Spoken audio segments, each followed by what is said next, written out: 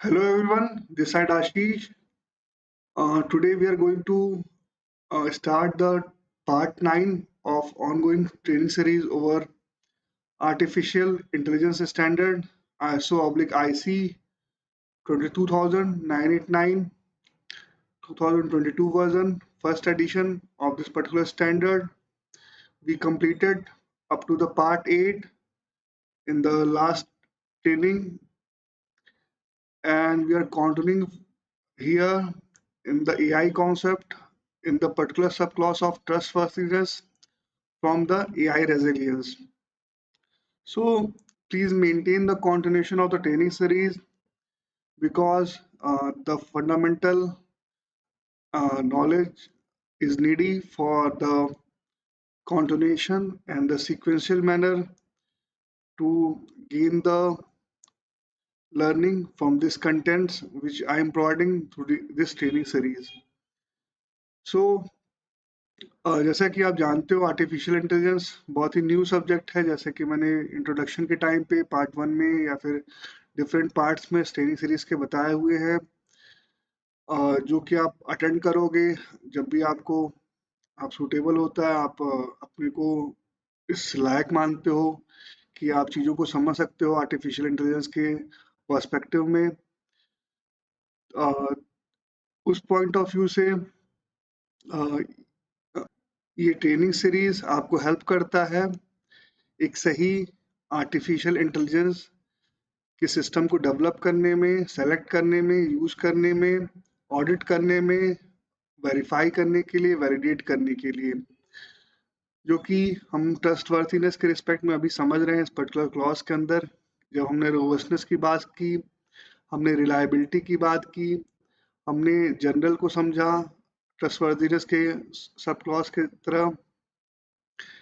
अब हमारा जो नेक्स्ट सब क्लॉज है ट्रस्टवर्दीनेस के रिस्पेक्ट में, एआई आर्टिफिशियल इंटेलिजेंस के रिस्पेक्ट में, मशीन लर्निंग के रिस्पेक्ट में, वो रेजिलियंस का है जो आप रेड कलर से देख सकते हो।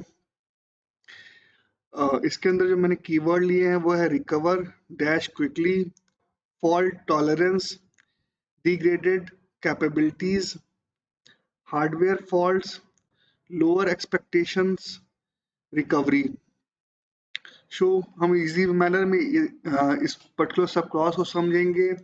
तो रेजिलियंस एक बहुत स्टैंडर्ड वर्ड है जब हम प्रोफेशनल कैरियर में होते हैं, और या आप किसी भी प्रोफेशन में हो, रेजिलियंस की बात होती है, चाहे वो बिजनेस रेजिलियंस की हो, प्रोसेस रेजिलियंस की हो, सिस्टम रेजिलियंस की हो, प्रोडक्ट रेजिलियंस की हो, या फिर इंडिविजुअल के परफॉर्मेंस के रेजिलियंस की हम बात करें। उसी तरह से आर्टिफिशियल इंटेलिजेंस के रिस्पेक्ट में भी एक रेजिलियंस ट्रस्टवर्दीनेस के रिस्पेक्ट में बहुत इंपॉर्टेंट क्राइटेरिया है, कैरेक्टरिस्टिक्स है, जिसको आइडेंटिफाई करना, इवेलुएट करना ट्रस्टवर्थीनेस के रिस्पेक्ट में एआई के लिए बहुत ज़रूरी हो जाता है। हमें रेजिलियंस को, जो रोबस्टनेस की हमने बात की थी, रिलायबिलिटी की बात करी थी, उसके साथ ही कनेक्ट करके समझना है, उससे अलग नहीं है रेजिलियंस।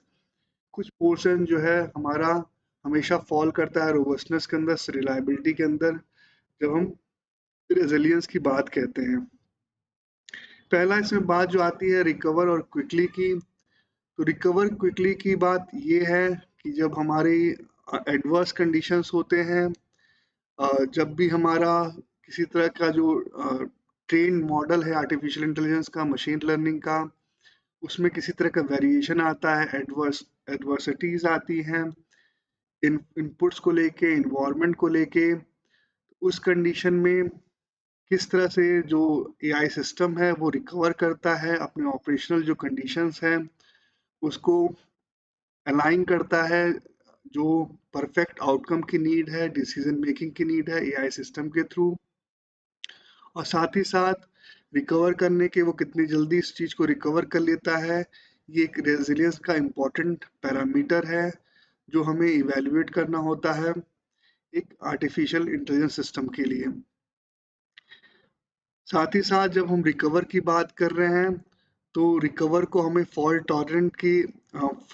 टॉलरेंस के पर्सपेक्टिव में समझना है कि किसी भी तरह की जो ट्रेन मॉडल है हमारा, जिस डेटा के ऊपर ट्रेनिंग हुई है, जिस सिनेरियोज में ट्रेनिंग हुई है, जिस इन्वायरमेंट को कंसीडर करके ट्रेनिंग हुई है एआई सिस्टम की, मशीन लर्निंग की, उसके एस्पेक्ट में किसी भी तरह का फॉल्ट है, किसी भी तरह का वेरिएशन है, एडवर्सिटीज है, अ, उस कंडीशन में अ, एक पर्टिकुलर पैरामीटर जो फॉल्ट टॉलरेंस का है वो हमें डिफाइन करना होता है, डिसाइड करना होता है एक एआई सिस्टम के रिस्पेक्ट में, चाहे आप डेवलपर हो, सर्विस प्रोवाइडर हो आई सिस्टम के रिस्पेक्ट में, या फिर यूजर हो। तो ये क्लैरिटी आपको होनी चाहिए इस पैरामीटर की कि फॉल्ट टॉलरेंस का जो पैरामीटर है वो हमारे एआई सिस्टम का क्या है रेजिलियंस के रिस्पेक्ट में। ठीक है, तो ये एक पैरामीटर है। नेक्स्ट पैरामीटर की बात हम करें तो डिग्रेडेड कैपेबिलिटीज की बात होती है, क्योंकि जैसे हमने बात की थी रेजिलियंस, रिलायबिलिटी और रोबस्टनेस के पॉइंट ऑफ व्यू से, जो सिनेरियोज हैं वर्ल्ड वाइड, जब हमने बात की थी इंटर स्टेट्स वर्किंग की, इंटर स्टेट्स डेटा के रिस्पेक्ट में, तो जो ऑपरेशन कैपेबिलिटीज हैं, ऑपरेशंस नीड है, वो हमारी वैरी होती है समय के साथ। उस कंडीशंस में जो फॉल्ट टॉलरेंस है वो अच्छी होनी चाहिए रेजिलियंस के पॉइंट ऑफ व्यू से एआई सिस्टम के। ठीक है, कम से कम फेल्योर्स हमें मिलनी चाहिए, हमें आइडेंटिफाई करने चाहिए। अगर हमें कुछ फेल्योर्स मिल रहे हैं तो वो कंट्रोल किए जा सके, इसका भी ध्यान रखना है। तो इन सब चीज़ों को कंबाइन करके, सब चीज़ों को फ्रेमवर्क में रख के हम हमें आइडेंटिफाई करनी है रेजिलियंस का एक पैरामीटर जो डिग्रेडेड कैपेबिलिटीज़ हैं। तो उसमें हम इन चीज़ों का ध्यान रखेंगे कि जो हमारी रिकवरी है, फॉल्ट टॉलरेंस है, इन केस कोई फेल्योर हो रहा है तो उसकी कंट्रोलेबिलिटी कैसी है।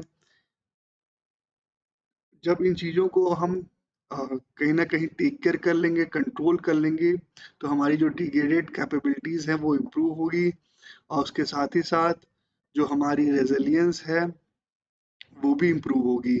ठीक है, तो इस तरह से चीज़ों को समझना है।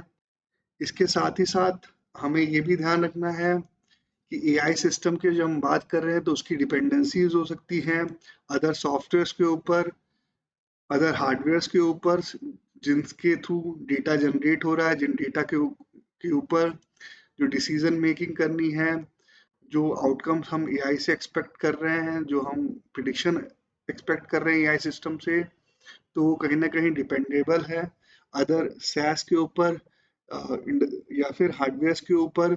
तो इस चीज़ को भी हमें समझना है कि जब हम रेजिलियंस की बात करें एआई सिस्टम के रिस्पेक्ट में, तो इन चीज़ों को भी अच्छी तरह से इवेलुएट किया गया हो, डिपेंडेंसी को सेग्रीगेट किया गया हो रेजिलियंस के पॉइंट ऑफ व्यू से, और जो प्रॉपर डिफरेंशिएशन है रेजिलियंस का एआई के लिए वो इसमें मेच्योर मैनर में प्रोवाइड किया गया हो। इस चीज़ का ध्यान रखना है कि डिपेंडेंसी कहाँ है एआई सिस्टम के रिस्पेक्ट में।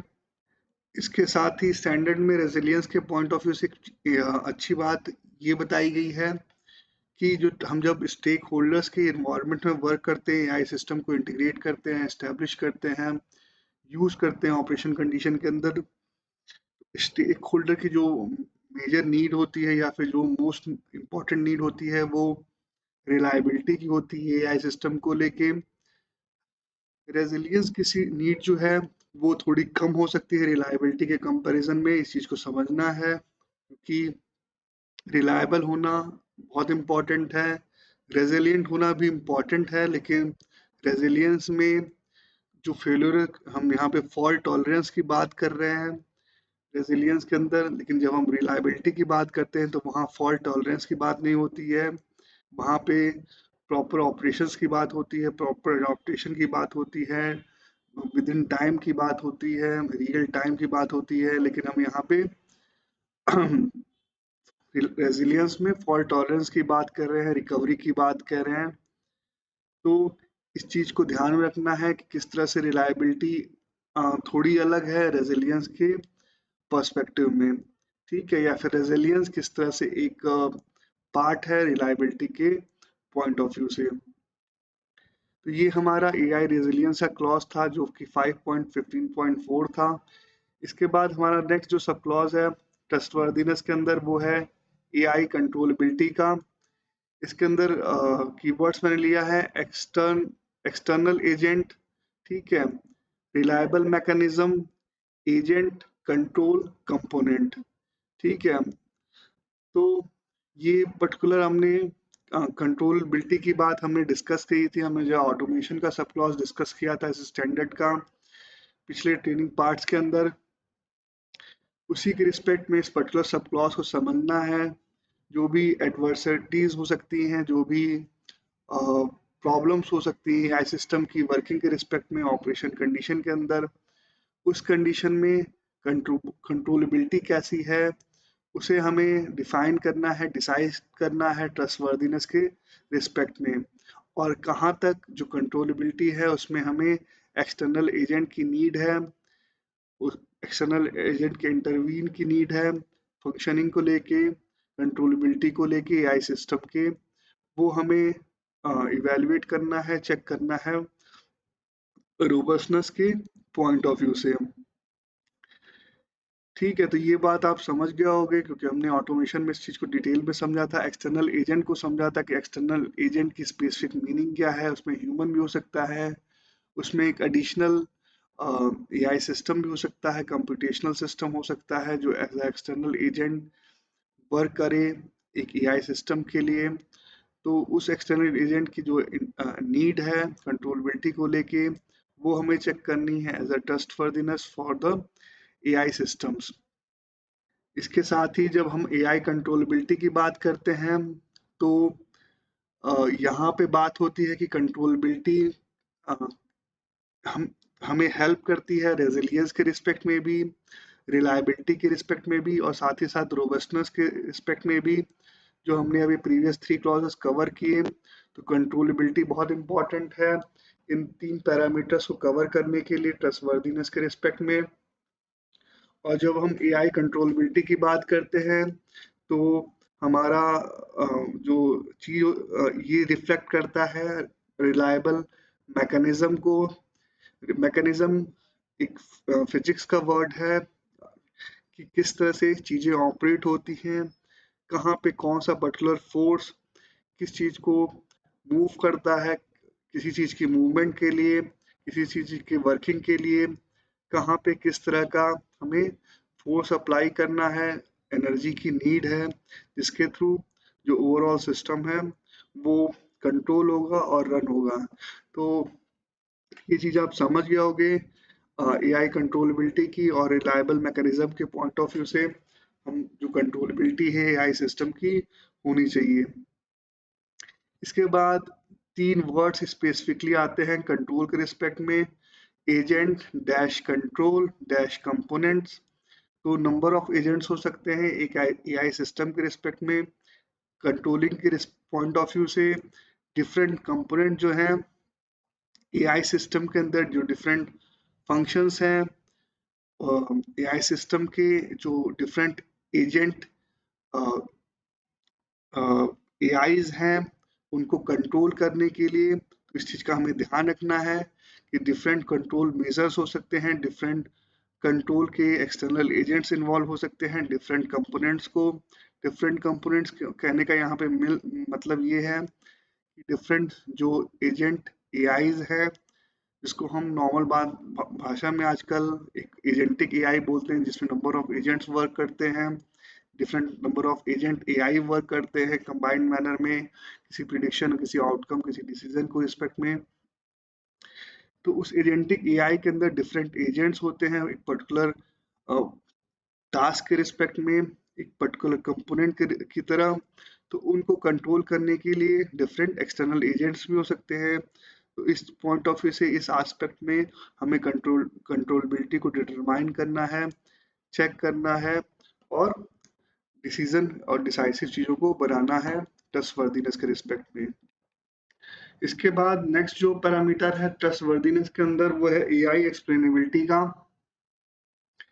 इसके अंदर जो मैं कीवर्ड ले लिए हैं decision expressed, understand, affect humans, distrust, understanding, personal, useful means, problematic, complexity, high, explainable.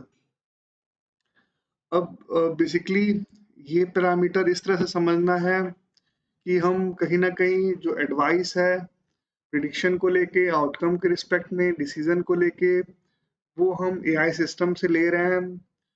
तो जब हम इस चीज को एक्सपेक्ट कर रहे हैं, इस चीज को एंटिसिपेट कर रहे हैं, इस चीज की हमें नीड है as a outcome AI system से, तो जो हमें आउटकम मिले वो एक्सप्लेनेबल होना चाहिए, चीजों हमें इजली समझ में आना चाहिए, जो कि जिससे कि हम जो फर्दर उस पे एक्शंस है, उस पे फर्दर जो वर्किंग है आउटकम के रिस्पेक्ट में, वो हम कर सके। जितनी अच्छी हमारी अंडरस्टैंडिंग डेवलप होगी आउटकम के रिस्पेक्ट में, उतना अच्छा हम एक्शन प्लान कर पाएंगे।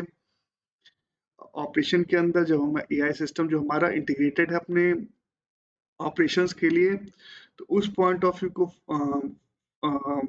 डिफाइन करने के लिए ट्रस्टवर्दीनेस के रिस्पेक्ट में ये बहुत इंपॉर्टेंट पैरामीटर हो जाता है एक्सप्लेनेबिलिटी का। ठीक है। अगर अगर एआई सिस्टम अच्छी तरह से चीज़ों को एक्सप्लेन नहीं करेगा, हम उसको समझ नहीं पाएंगे जो उसका आउटकम्स है, तो कहीं ना कहीं जो ऑपरेशंस के अंदर जो उसकी नीड है आउटकम की, वो अफेक्ट डालेगी ह्यूमंस के ऊपर, उनकी वर्किंग के रिस्पेक्ट में। वो सिंगल ह्यूमन भी हो सकता है, एक से ज़्यादा भी ह्यूमन हो सकते हैं। और इसके साथ ही ये भी ध्यान रखना है, ह्यूमन की तो हमने बात कर ली एक्सप्लेनेबिलिटी के रिस्पेक्ट में। As a system, as a operation, जो ऑपरेशन को समझना है, ऑपरेशन को अंडरस्टैंड करना है, एआई के आउटकम के रिस्पेक्ट में एक्सप्लेनेबिलिटी वो भी सही होनी चाहिए, नहीं तो वो ऑपरेशन के ऊपर भी एडवर्स इफेक्ट डालेगा।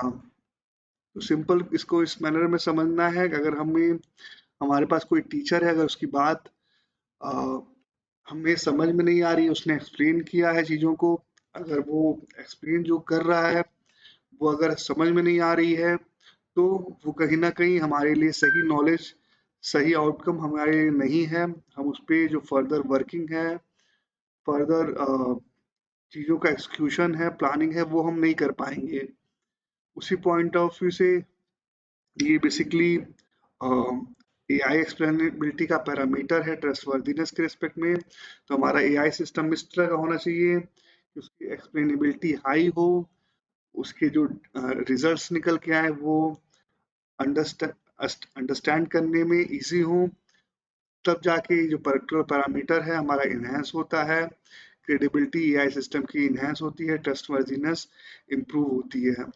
इसके साथ ही साथ जब हम डीप लर्निंग की बात कहते हैं, तो जो हमने प्रीवियस कॉल में डीप लर्निंग को समझा था, किस तरह से डीप लर्निंग वर्क करती है एआई सिस्टम के अंदर, तो उस पर्टिकुलर नेटवर्क के रिस्पेक्ट में, उस पर्टिकुलर कॉन्सेप्ट के रिस्पेक्ट में, एक्सप्लेनेबिलिटी के रिस्पेक्ट में चीज़ें प्रॉब्लमेटिक हो जाती हैं, कॉम्प्लेक्स हो जाती है। इस चीज़ को भी हमें ध्यान रखना है, क्योंकि वहाँ पे जो डेटा का यूज़ है, डेटा का इंटर रिलेशंस है, वो बहुत ब्रॉड होता है, हाई वॉल्यूम में होता है। तो उस पॉइंट ऑफ व्यू से चीज़ें कॉम्प्लेक्स और प्रॉब्लमेटिक हो जाती है एक्सप्लेनेबिलिटी को लेके, अंडरस्टैंड करने के रिस्पेक्ट में। ठीक है, तो ये चीज़ आप समझ गए होंगे। अगर आपने वहाँ पे मेरे जो मैंने कॉन्सेप्ट के रिस्पेक्ट में वहाँ पे चीज़ों को समझा, तो हमें चीज़ें शॉर्ट है, नैरो रखनी है, डायरेक्ट रखनी है, टारगेटेड रखनी है, तब ये हमारी जो है समझ में आती है, एक्सप्लेनेबिलिटी उनकी इम्प्रूव होती है। इसके साथ ही साथ second example just opposite deep, तो अगर हम सिंबॉलिक मेथड यूज कर रहे हैं यहाँ से के कॉन्सेप्ट में, हमने सिंबॉलिक मेथड डिस्कस किया था, समझा था। तो अगर हम सिंबॉलिक यूज कर रहे हैं, ट्री यूज कर रहे हैं, तब हमारी जो एक्सप्लेनेबिलिटी है वो हाई हो जाती है, अंडरस्टैंडिंग है उससे रिलेटेड वो है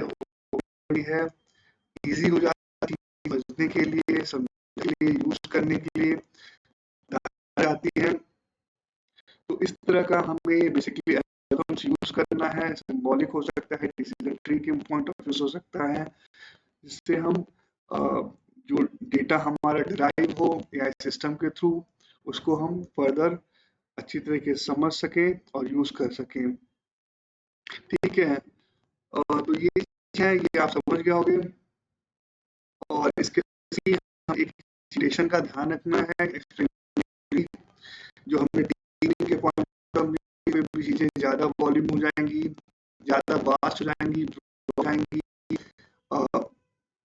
मॉडल हमारा बहुत बड़ा हो जाएगा, वहाँ पे एक्सप्लेनेबिलिटी कम होने लगती है।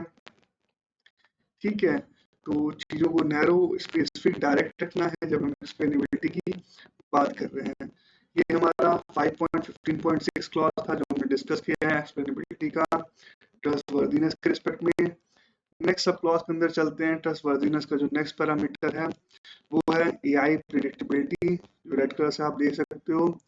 इसके अंदर जो मैंने कीवर्ड लिए हैं, reliable, assumptions, dash acceptability, dash ethics, trust, dash inferior, naive notion, objective dash quantifiable, criteria, statistical, behavior, accurate। ठीक है, अब हम प्रिडिक्टेबिलिटी को डिस्कस करते हैं। जो हमने प्रिडिक्टेबिलिटी को शुरू से हम डिस्कस करते आ रहे हैं। प्रिडिक्टेबिलिटी किस तरह से एक फंडामेंटल इंटेंडेड एप्लीकेशन है एआई सिस्टम का, उसको हमने समझा है जब से हमने ये ट्रेनिंग स्टार्ट करी स्टैंडर्ड की। उसी के कंटिन्यूएशन में इस पर्टिकुलर सब क्लॉज को समझना है जिसमें हम रिलायबल एजम्पशंस की बात कर रहे हैं। और रिलायबल एजम्पशन हमारा नीड है जब हम एआई सिस्टम को अपने ऑपरेशन में अडॉप्ट करने के लिए जाते हैं, डेवलप करते हैं इसके रिस्पेक्ट में। तो प्रिडिक्टेबिलिटी हमारी इस तरह की होनी चाहिए कि ट्रस्टवर्दीनेस को फुलफिल करे, एक ऑर्गेनाइजेशन के रिस्पेक्ट में, रेगुलेटर्स के रिस्पेक्ट में, नीड के रिस्पेक्ट में, साथ ही साथ जो प्रिडिक्शन दे उसकी एक एआई सिस्टम एक्सेप्टेबिलिटी हो, जो भी उसके यूजर्स हैं, जहाँ पे भी उसका इम्पैक्ट आना है स्टेक होल्डर, उस जगह सारी जगहों पे एक्सेप्टेबिलिटी हो। इस तरह का प्रिडिक्टेबिलिटी होना चाहिए। इसके साथ ही यहाँ पे स्पेसिफिक इथिक्स की बात आती है कि डिबेट होता है प्रिडिक्टेबिलिटी के रिस्पेक्ट में कि इथिक्स के point of view AI system किस तरह से वर्क कर रहा है, प्रिडिक्टेबिलिटी किस तरह से हमें देखने को मिलती है एज अ आउटकम। तो यहाँ पर जो इथिक्स की बात हो रही है, तो जो इथिक्स है वो हाई होनी चाहिए प्रॉब्लम सॉल्विंग के रिस्पेक्ट में, डिसीजन मेकिंग के रिस्पेक्ट में, आउटकम के रिस्पेक्ट में। प्रिडिक्टेबिलिटी को लेके इथिक्स का ये मतलब है कि जो हमने एआई कंप्यूटेशन की बात करी, डिफरेंट कॉन्सेप्ट को समझा हमने, मशीन लर्निंग के डिफरेंट चीज़ों को समझा, मॉडल को समझा, डेटा को हमने डिफरेंट तरीके से समझा, उसके यूज को समझा एआई सिस्टम के अंदर। तो उनका जो प्रॉपर यूटिलाइजेशन है, उनकी जो प्रॉपर मैकेनिज्म है वो एक एआई सिस्टम के थ्रू प्रेडिक्टिविटी को एक्सपेक्ट कर रहे हैं, डिराइव कर रहे हैं। तो ये जो इथिक्स है वो फेयर मैनर में होने चाहिए, इन डिटेल मैनर होने चाहिए, इन डिटेल रिव्यू के बेसिस पे होना चाहिए, प्रॉपर सिनेरियो को कंसीडर करके, प्रॉपर चीज़ों को इवेलुएट करके ही जो इथिक्स है उसको फुलफिल करना है प्रेडिक्टेबिलिटी के रिस्पेक्ट में एक एआई सिस्टम को। तो ये एथिक्स वर्ड याद ध्यान रखेगा प्रेडिक्टेबिलिटी के रिस्पेक्ट में कि एथिक्स किस तरह से इम्पोर्टेंट है प्रेडिक्टेबिलिटी के लिए। जब हम भी अपने डेली लाइफ में कोई वर्क को एक्सिक्यूट करते हैं, जहाँ पे भी हम आंसरेबल होते हैं, जो भी हमारी रिस्पॉन्सिबिलिटी के अंदर चीज़ें आती हैं, तो वो रिस्पॉन्सिबिलिटी वो हमारी आंसरिंग एथिकल के इथिक्स के डायरेक्टली प्रोपोर्शनल होती है कि हमने क्या लेवल ऑफ एथिक्स फॉलो किया है, लेवल ऑफ क्रेडिबिलिटी को फॉलो किया है अपनी आंसरिंग के रिस्पेक्ट में, अपनी रिस्पॉन्सिबिलिटी के रिस्पेक्ट में, अपनी अथॉरिटी के रिस्पेक्ट में। क्योंकि ये एथिकल कहीं पे भी चीज़ें एथिक्स जो है कंप्रोमाइज्ड हैं जो हमारी बेसिकली आउटकम है, वो चाहे प्रिडिक्टेबिलिटी में हो, चाहे डिसीजन मेकिंग में हो, वो कहीं ना कहीं एक हार्मफुल कंडीशन में एज आउटकम हम डिराइव करते हैं, या फिर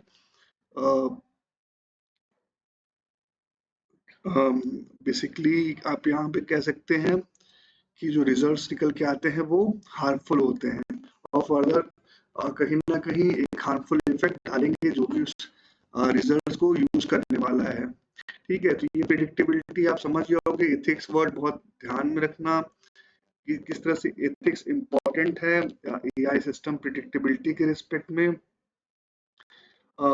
इसके साथ ही नेक्स्ट जो बात इसके अंदर आती है इन्फर की, कि जो यूजर्स हैं उनकी इन्फर कैपेबिलिटीज कैसी हैं, कैसे वो जो प्रिडिक्टेबिलिटी है उसके रिस्पेक्ट में जो कंक्लूजन है वो ड्रॉ कर सकते हैं, कैसे जो रीजनिंग है वो फ्रेम कर सकते हैं प्रिडिक्टेबिलिटी के रिस्पेक्ट में। हमने एक्सप्लेनेबिलिटी के रिस्पेक्ट में बात करी थी अभी प्रीवियस क्लास में।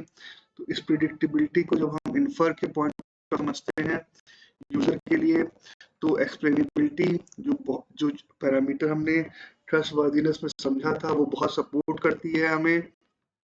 और जो फाइनल प्रिडिक्टेबिलिटी के क्रेडेंशियल हैं उसको इन्हांस करने के लिए, उसको डिसाइसिव बनाने के लिए, उसको कंफर्म करने के लिए हमें यूज में आते हैं। तो एक्सप्लेनेबिलिटी को हमें प्रिडिक्टेबिलिटी के रिस्पेक्ट में समझना है, हम इन्फर की बात कर रहे हैं। उसके बाद कॉन्ट्ररी की बात आती है। कॉन्ट्ररी में ये चीज है कि कुछ अपोजिट कंडीशंस हो सकते हैं, जबकि हमारा सिस्टम एक लॉन्ग ड्यूरेशन तक ऑपरेशंस में होता है, इसके अंदर किसी तरह की फॉल्ट कंडीशंस नहीं है, ज़्यादा वेरिएशन नहीं है इन्वायरमेंट के रिस्पेक्ट में। डायनेमिक नेचर जो है इंडस्ट्रीज का, इन्वायरमेंट का, वो नहीं हमें देखने को मिलता है।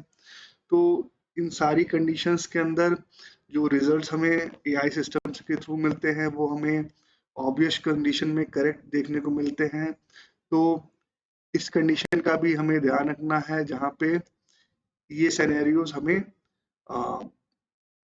देखने को मिले, जो हमारा रेगुलर ऑपरेशन है विदाउट एनी डेविएशन हम एक्सिक्यूट करते हैं या सिस्टम के थ्रू रन होते हैं। तो इस तरह के भी समय हमारे सिनेरियोज होते हैं।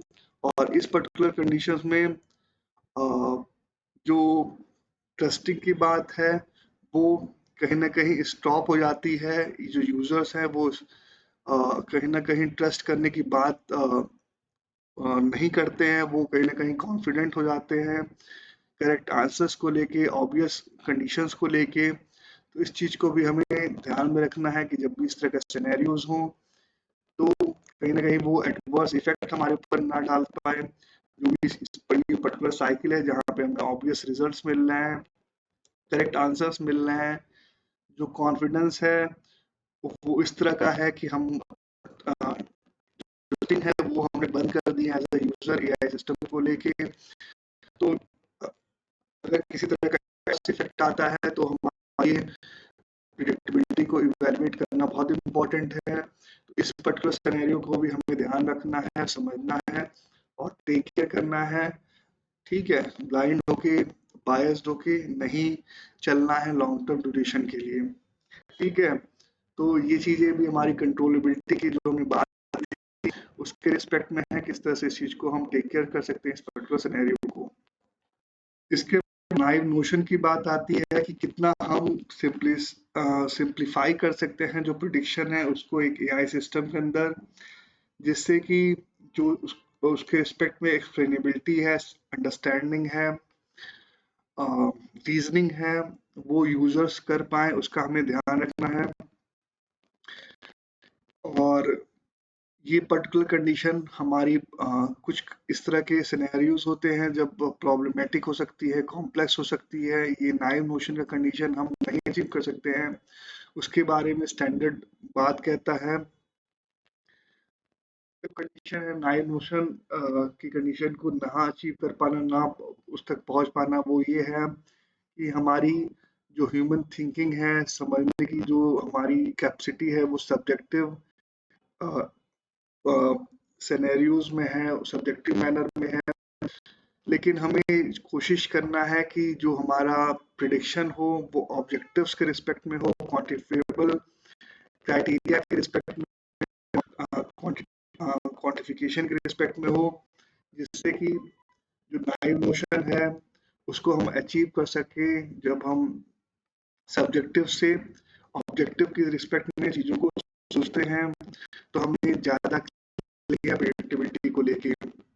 नेक्स्ट जो चीज़ है नाइव नोशन को सपोर्ट करने की, वो है स्टैटिस्टिकल गारंटी है डिसीजन मेकिंग के रिस्पेक्ट में, प्रिडिक्शन के रिस्पेक्ट में, एजम्पशंस के रिस्पेक्ट में। किस तरह से हम जो प्रिडिक्शन है उसके रिस्पेक्ट में कंपोनेंट वाइज, जैसे हमने समझा कि कंपोनेंट्स होते हैं एआई सिस्टम के, मशीन लर्निंग के, तो किस तरह से जो वहाँ पे कंपोनेंट वाइज आउटकम्स थे, जो हमने रिजल्ट्स डिराइव किए थे, डिसीजन मेकिंग की थी स्टेप्स के थ्रू, स्टेजेस के थ्रू, इस तरह से स्टैटिस्टिकल पॉइंट ऑफ व्यू से जस्टिफाई कर सकते हैं, एक बिहेवियर शो करते हैं प्रेडिक्शन के रिस्पेक्ट में।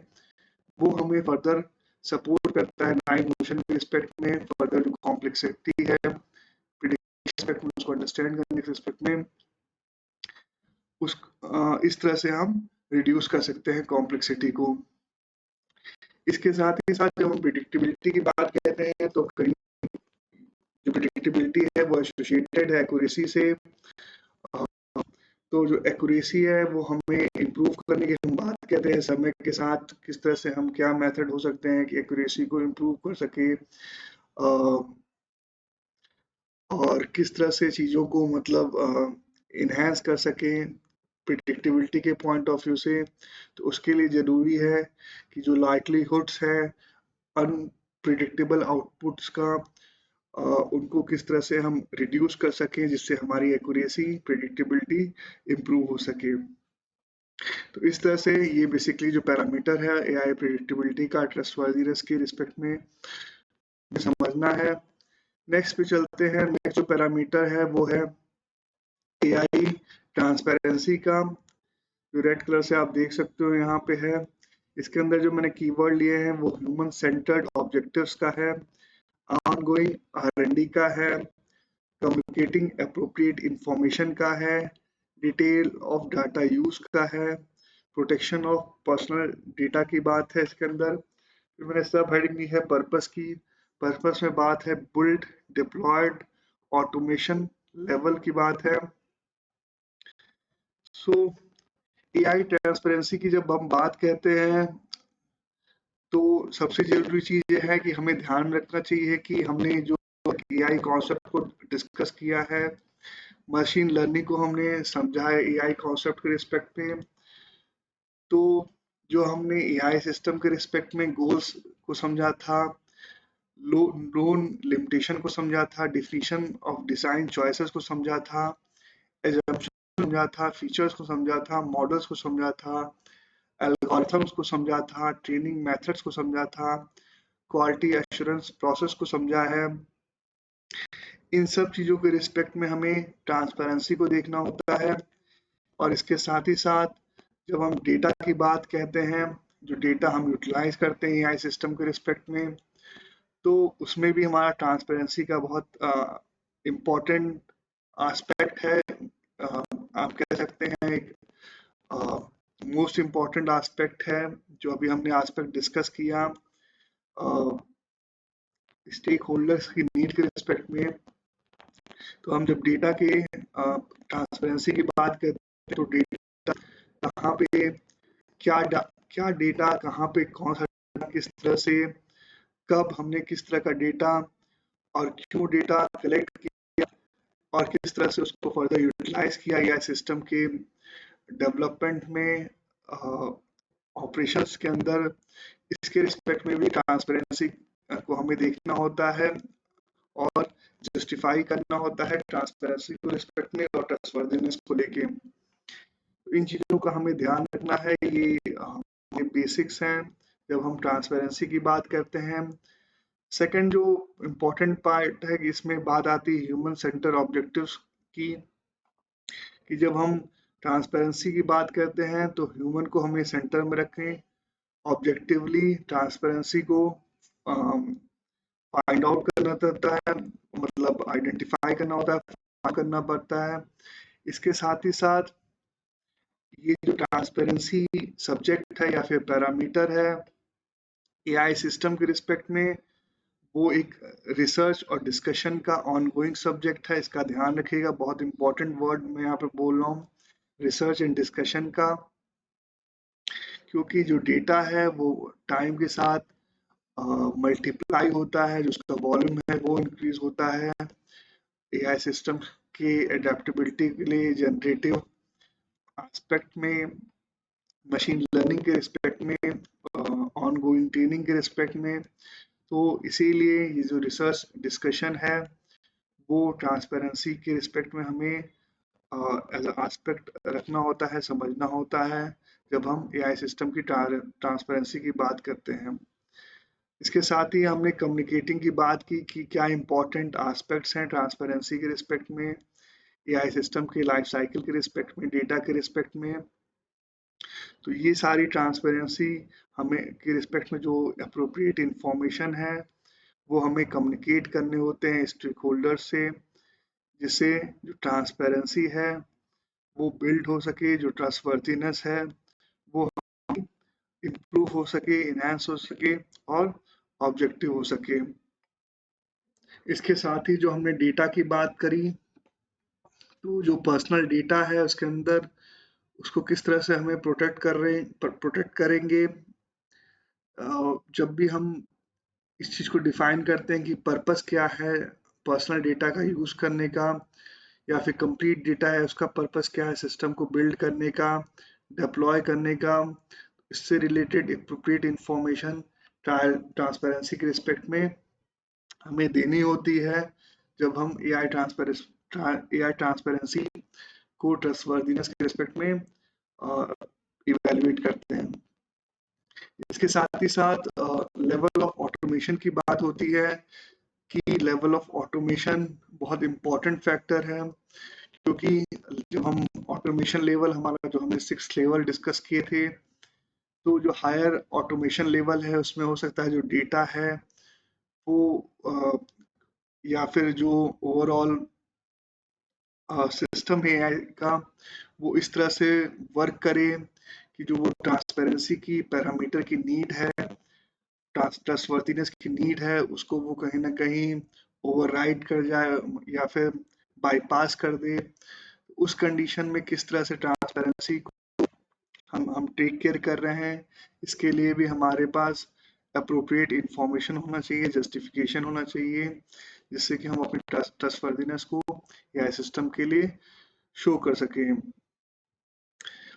इसके साथ ही एक इम्पॉर्टेंट नोट का पॉइंट है इस पर्टिकुलर सब क्लॉज के अंदर एआई ट्रांसपेरेंसी को लेके कि कुछ कंडीशन हो सकते हैं जो कॉन्ट्राडिक्टरी हो जाएं जब हम ट्रांसपेरेंसी के चीज़ों को जस्टिफाई करें या फिर कम्युनिकेट करें, इंफॉर्मेशन प्रोवाइड करें, स्ट्रेटजी ट्रांसपेरेंसी के रिस्पेक्ट में स्टेक होल्डर्स को। तो उस कंडीशन में कुछ चीज़ें कॉन्ट्राडिक्टरी हो सकती हैं, या फिर इस तरह से समझना है कि ट्रांसपेरेंसी के रिस्पेक्ट में कुछ चीज़ें ऐसी हो सकती हैं सिस्टम के रिस्पेक्ट में जो डायगोनली अपोजिट हो सकती हैं। कुछ कंडीशन ऐसी हो सकती है जहाँ पे हम ट्रांसपेरेंसी को नहीं शो कर सकते हैं। इसलिए हमने चीज़ों को डिस्कस किया था कि डिस्कशन का है जब हम एआई ट्रांसपेरेंसी की बात करते हैं। ठीक है, तो आप अगर वर्क किया होगा एआई को आप समझने लगे हो, हमने काफ़ी समय इसमें अभी 8 आवर्स हमने दे दिए हैं, ये हमारा 9th पार्ट चल रहा है, हम 9th एआई कॉन्सेप्ट को समझ रहे हैं, आर्टिफिशियल इंटेलिजेंस को समझ रहे हैं, तो इस बात को आप समझ रहे होंगे किस तरह से चीज़ें कंट्राडिक्टरी हो सकती हैं जब हम ट्रांसपेरेंसी की बात करते हैं as a trustworthiness. Next sub clause पे चलते हैं, जो लास्ट सब क्लॉज है पॉइंट 15 का ट्रस्टवर्दीनेस के रिस्पेक्ट में, वो है एआई बायस एंड फेयरनेस। तो यहाँ पे दो वर्ड हैं, एआई बायस और फेयरनेस। नॉर्मली हम बायस को ही फेयरनेस से रिलेट करके देखते हैं, अनबायस्ड की बात करते हैं, लेकिन यहाँ पे ये दो वर्ड स्पेसिफिकली अलग अलग इस पर्टिकुलर सब क्लॉज के अंदर दिए गए हैं, जो कि 5.15.9 सब क्लॉज है इस ट्रस्टवर्थीनेस के अंदर। तो उसको अभी हम देखेंगे क्यों ये एक्चुअली दो अलग अलग वर्ड यहाँ पे मेंशन किए गए हैं क्लॉज के अंदर। इसके अंदर जो कीवर्ड लिया है मैंने वो है different cases for different treatment, fundamental adapting behaviour, unjustified differential treatment. ठीक है, तो अब इसको हम इन डिटेल समझते हैं किस तरह से बायस्ड वे में जो एआई सिस्टम वर्क करता है, फेयरनेस की नीड क्या है। इसमें जो पहला वर्ड है बायस को, जब हम बायस की बात कहते हैं तो डिफरेंट कॉन्टेक्स्ट के रिस्पेक्ट में बायस को हमें समझना होता है एआई सिस्टम के लिए। और उसके साथ ही जो मैंने वर्ड यूज किया है different cases call for differential different treatment, वो आता है। तो जब अगर बायस सिस्टम है तो जो आउटकम्स हैं, जो प्रिडिक्शंस है, जो डिसीजन मेकिंग है, वो हमें डिफरेंट मिलेगी डिफरेंट सिनेरियोज के लिए। ये हमारा एक जेनरिक तरीका हो सकता है, एक ट्रस्ट वर्दी तरीका हो सकता है, अनबायस तरीका हो सकता है। लेकिन अगर सिमिलर कंडीशन में, सिमिलर केसेस में और डिफरेंट ट्रीटमेंट मिल रहा है हमें एआई सिस्टम के थ्रू, एआई प्रिडिक्टेबिलिटी डिफरेंट मिल रही है, तो उस कंडीशन में हम बोलते हैं कि जो एआई सिस्टम है वो बायस्ड है, क्योंकि वो डिफरेंशियल या फिर डिफरेंट ट्रीटमेंट हमें प्रोवाइड कर रहा है सिमिलर सिनेरियोज में। और साथ ही साथ ये जो बायसनेस है ये एक फंडामेंटल कैरेक्टरिस्टिक्स है। जब हम मशीन लर्निंग की बात कहते हैं वहाँ पे हम बायसनेस और अनबायस्ड को अलग नहीं कर सकते हैं, क्योंकि वहाँ पे हमने अडेप्टेबिलिटी की बात करी थी, कॉन्टिन्यूस लर्निंग की बात करी थी मशीन लर्निंग के रिस्पेक्ट में, अडेप्टिव बिहेवियर की बात करी थी मशीन लर्निंग मॉडल का। तो वहाँ पे जो सिनेरियोज हैं, जो डिफरेंट केसेस हैं वो डिफरेंट होते हैं, लेकिन डिफरेंट केसेस के रिस्पेक्ट में जो मशीन लर्निंग मॉडल है वो अडेप्ट, उसका बिहेवियर उस तरह से अडेप्टिव हो जाता है और उसके थ्रू जो डिफरेंशियल ट्रीटमेंट हमें देखने को मिलता है। तो इस वजह से जो मशीन लर्निंग के रिस्पेक्ट में हम जो बायस और अनबायस्ड वर्ड है कैरेक्टरिस्टिक्स है उसको अलग अलग करके नहीं दे सकते हैं, इस चीज़ का ध्यान रखना है। और इसी के पॉइंट ऑफ व्यू से इस सब क्लॉज के रिस्पेक्ट में जो उसकी टाइटल है वो बायस के साथ साथ फेयरनेस की है। कि अब हम यहाँ पे बात करेंगे मशीन लर्निंग के रिस्पेक्ट में हमने बायस्ड और अनबायस्ड को समझ लिया। अब हम फेयरनेस को समझेंगे कि अगर इन केस जब हम मशीन लर्निंग में हमें डिफरेंशियल ट्रीटमेंट देखने को मिलता है, डिफरेंट ट्रीटमेंट देखने को मिलता है डिफरेंट केसेस में, लेकिन वहाँ पे जो जस्टिफिकेशन है वो इन प्लेस है, वो क्लियर है, ट्रांसपेरेंसी है, उसकी एक्सप्लेनेबिलिटी क्लियर है। लेकिन अगर फेयरनेस जो है वो पुअर है एआई सिस्टम के रिस्पेक्ट में, तो जो हमें डिफरेंट ट्रीटमेंट देखने को मिलेगा डिफरेंट कंडीशंस के रिस्पेक्ट में, डिफरेंट कॉन्टेक्स्ट के रिस्पेक्ट में, वो अनजस्टिफाइड मिलेगा, उसकी जो रीजनिंग होगी वो क्लियर नहीं मिलेगी, उसकी जो एक्सप्लेनेबिलिटी है वो ठीक नहीं मिलेगी। तो उस केस में जो फेयरनेस है वो हमारा कॉम्प्रोमाइज रहेगा, कहीं ना कहीं क्वेश्चन मार्क वो जनरेट करेगा।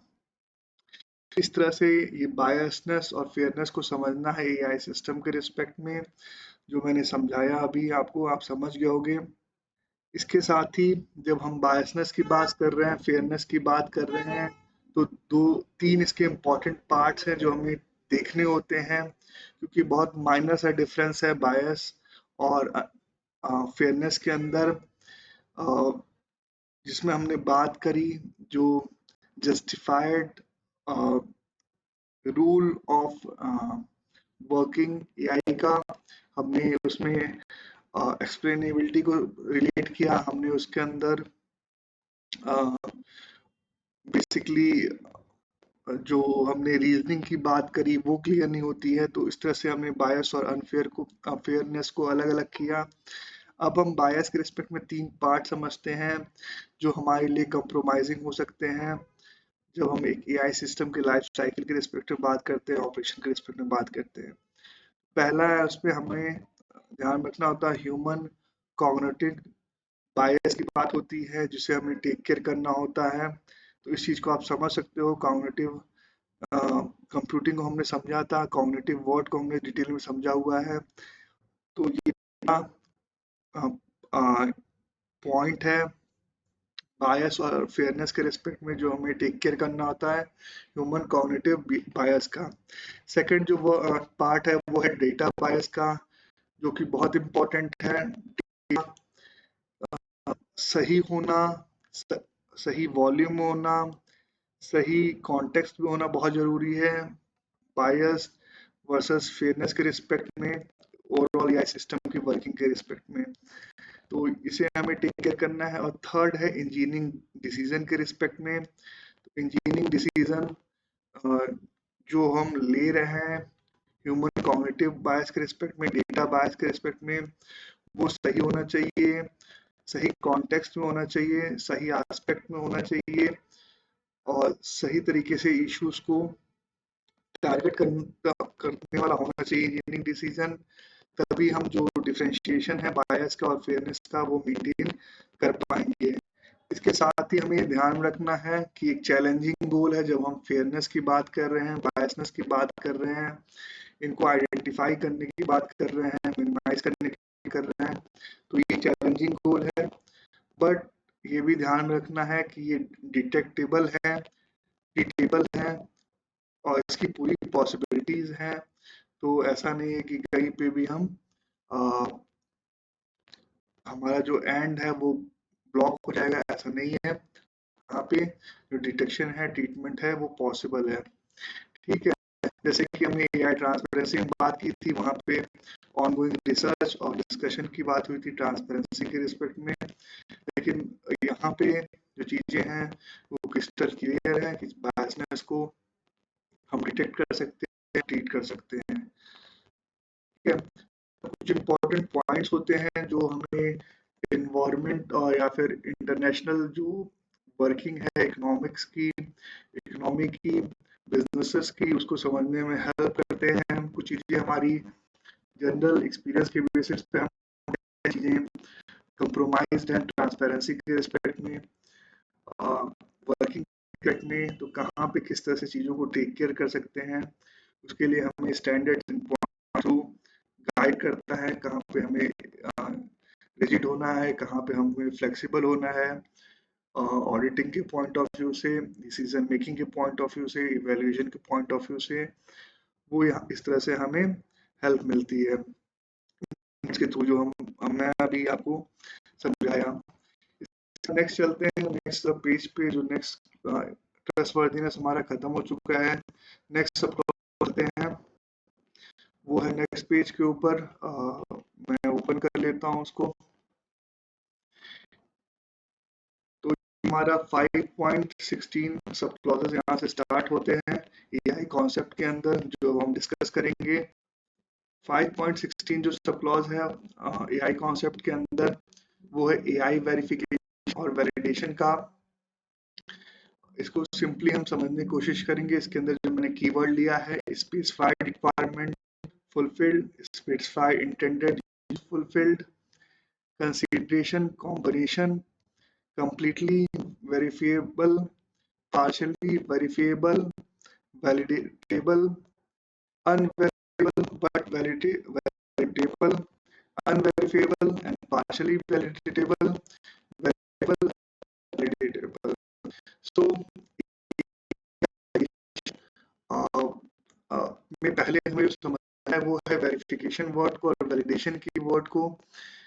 कि जब हम वेरिफिकेशन की बात कहते हैं तो हम स्पेसिफिक रिक्वायरमेंट फुलफिल हो रहा है एआई सिस्टम के थ्रू, एआई सिस्टम का उसको इवेलुएट करते हैं, उसको एग्जामिन करते हैं वेरिफिकेशन के थ्रू। वेरिफिकेशन बेसिकली एक मेथडोलॉजी है इस रिक्वायरमेंट को फुलफिल हुआ है कि नहीं हुआ उसको चेक करने के लिए। और जब हम वैलिडेशन की बात कहते हैं तो हम उसमें इंटेंडेड एप्लीकेशन की बात कहते हैं, इंटेंडेड यूज की बात कहते हैं कि वो फुलफिल हुआ है कि नहीं हुआ है। इस चीज को हम क्रॉस वेरीफाई करते हैं और एग्जामिन करते हैं।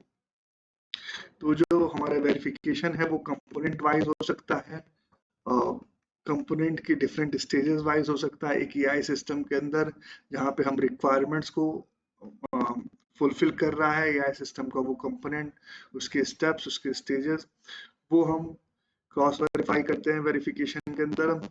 और जब हम वैलिडेशन की बात कहते हैं तो जो हमारा स्पेसिफिक एप्लीकेशन है, स्पेसिफिक यूज है, जैसे कि हमने एजेंटिक एआई को समझा था, जिसके अंदर डिफरेंट एजेंट्स होते हैं के टुवर्ड्स म्यूचुअल गोल।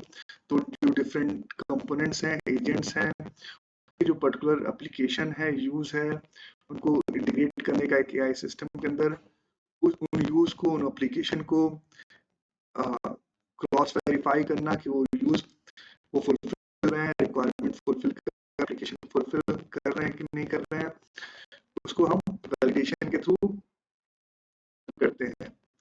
ठीक है, तो ये वेरिफिकेशन वैलिडेशन आप समझोगे, बहुत इंपॉर्टेंट वर्ड है जब भी हम इवेल्युएशन की बात कहते हैं, आइडेंटिफिकेशन की बात कहते हैं, परफॉर्मेंस की बात कहते हैं एक ऑर्गेनाइजेशन के अंदर, एक कंपनी के अंदर। अब डिफरेंट इसके अंदर सिनेरियोस की बात आती है, आपने मैथमेटिक्स में पढ़ा होगा परम्यूटेशन एंड कॉम्बिनेशंस, किस तरह से हम कंपनी यूज कर सकते हैं जब हम वेरिफिकेशन और वैलिडेशन की बात कर रहे हैं आर्टिफिशियल इंटेलिजेंस के रिस्पेक्ट में। तो एआई के वेरिफिकेशन और वैलिडेशन को कंप्लीट करने के लिए,